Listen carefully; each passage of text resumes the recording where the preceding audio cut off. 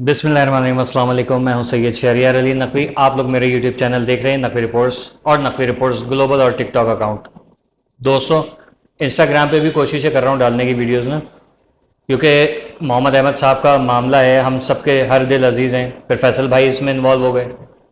फैसल भाई ने कहा है कि लोगों ने मुझे गंदा कर दिया। इसको मैं क्लैरिफाई कर दूं, फैसल भाई, आपको हमने गंदा नहीं किया। अवाम ने, हमने आपके ऊपर तनकीद की है कि आप गलत इंसान को सपोर्ट कर रहे हैं। आपको भी पता है, मैं भी थोड़ा सा मेरा इंडस्ट्री से ताल्लुक़ रहा है, तो मैं भी इस इंडस्ट्री को जानता हूँ जब भी मैं छोड़ के बैठा हूँ। ठीक है, मतलब मेरे हिसाब से अर्ली स्टेज पे, आपसे तो पुराना नहीं हो, ज़ाहिर है, क्योंकि हम स्कूल जाते थे तब आपका वो गाना आया करता था, किसी रोज़ मिलो हमें शाम ढले। ठीक है, तो इंडस्ट्री के अंदर एक, मतलब जिस वक्त मैंने काम किया ना, उस वक्त बड़ी इज्जत थी और बहुत अरसे से स्ट्रगल कर रहा था मैंने काम किया सिकंदर सनम भाई के साथ, मरूम मुस्कुराहट.com किया था। उसमें मैं बनेगा करोड़पति किया था उन्होंने। धूम टीवी नया नया स्टार्ट हुआ था और पहला प्रोग्राम उनका हम लोगों ने, मतलब मैं उसमें, मैं भी थोड़ा बहुत था।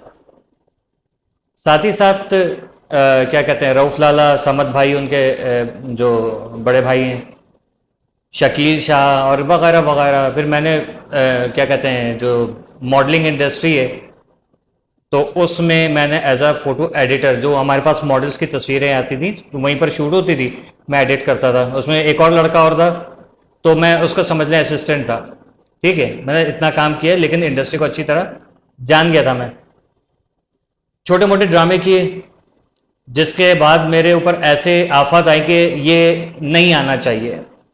ठीक है, सगों ने मेरे खिलाफ बड़ा काम किया और उसके बाद फिर मेरा दिल उठ गया कि मैंने कहा नहीं, ये इंडस्ट्री जो है वो मेरे बस की नहीं है, मैं इसमें काम नहीं कर सकता। अब शायद उस वक्त का मैं बड़ा सीधा शरीफ था, अब हूँ तो मेरा ख्याल में अब मेरा जो, मतलब फोड़ा फाड़ी है, जिस तरीके का ये फहद शेख है, इस टाइप की कोई चीज़ खुदा ना खासा मेरे हाथ में आ गई तो मैं तो शायद उसको मुंह तोड़ दूं, क्योंकि जिस तरीके से बदतमीजी कर रहा है वो। फहद शेख ने आपको गंदा किया है। ठीक है, कि आप कह रहे हैं कि वो उसका बड़ापन है कि उसने सॉरी बोल दिया, वो कह रहे हैं मैंने कुछ किया ही नहीं, मैं क्यों माफ़ी मांगूं, ये उसके थिंकिंग है। और वो जुमला जो है ना, असल में खटका सबसे ज़्यादा सबको एतराज़ किस चीज़ पर है कि वो भी पंजाबी हैं, मैं भी पंजाबी हूँ, हम आपके खिलाफ हैं, ये सब चीज़ें ना। तो भाई, इनसे कहें कि वहीं पर जाके काम करें, धोती लुंगी वाले करें, वो शान की तरह जो है ना करके वो काम करें। ठीक है, हालांकि शान भाई बहुत अच्छा काम कर रहे हैं, जाहिर है उन्होंने इस इंडस्ट्री को संभाला है, लेकिन वो जो शीदा टल्ली वगैरह टाइप के, नूरी नत और वगैरह टाइप के ना, ये उस चीज़ों में आए, यहाँ पर नहीं आए। आपको वहाँ पर जूते पड़ रहे होते हैं, वहाँ आपको कोई काम नहीं दे रहा होता, आप कराची उठ के आए थे, यहाँ पर अपने आप को सेलिब्रिटी समझ रहे होते हैं। इफात शेख टाइप के जो चव्वल आए हुए ना यहाँ पर, इन लोगों के लिए बात कर रहा हूँ, जिनको बोलने की तमीज़ नहीं है, जो सोचते हैं शायद हमारी ये जॉ लाइन बड़ी टाइट है और वो मुर्गे की कलगी जैसा जो उन्होंने वो बनाया हुआ है, सॉरी ताज जैसा जो उन्होंने बनाया हुआ है, बालों का गुच्छा, फुग्गा, तो वो सोचते कि यार बड़े हैंडसम लग रहे हैं। ये हैंडसम नहीं लग रहे हैं। ठीक है, आप एक खूबसूरत सा शीशे का महल बना दें, ठीक है, और उसका कोई भी अच्छा प्यारा सा नाम रख दे, लेकिन अंदर जो है वो भंगी चमार रह रहे हो ना, तो वो महल जो है ना, उसको पत्थर मार के तोड़ देना चाहिए। इसी तरीके की इनकी पर्सनैलिटी है। वो शख्स जो रो रहा था ना, मोहम्मद अहमद, वो आंसू, एक तो वो बंदा ड्रामे में रोता है ना, तो वो बर्दाश्त नहीं होता हमसे।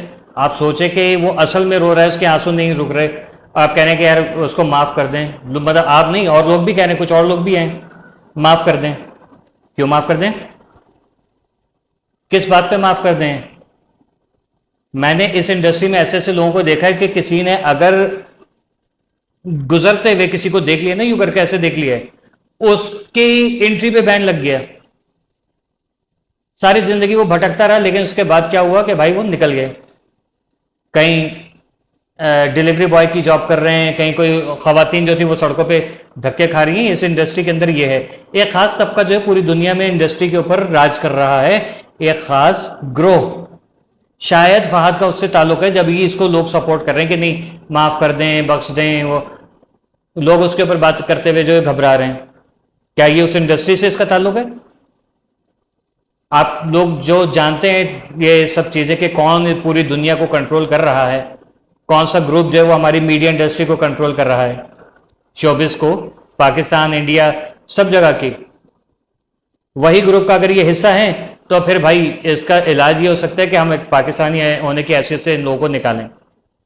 लेकिन अगर नहीं है, कोई बड़े बाप की पर्ची है, किसी कर्नल जर्नल की औलाद बने हुए हैं, किसी पटवारी की या किसी और जागीरदार वडेरे की ये बने हुए बैठे हैं, तो भाई ये सब चीजें चौधराहट वडेराहट वहां दिखाओ, वहां जाके कामयाब हो ना। यहां पर आके क्यों मुंह झुलसाते हो तुम लोग? तुम्हारा यहां क्या काम है?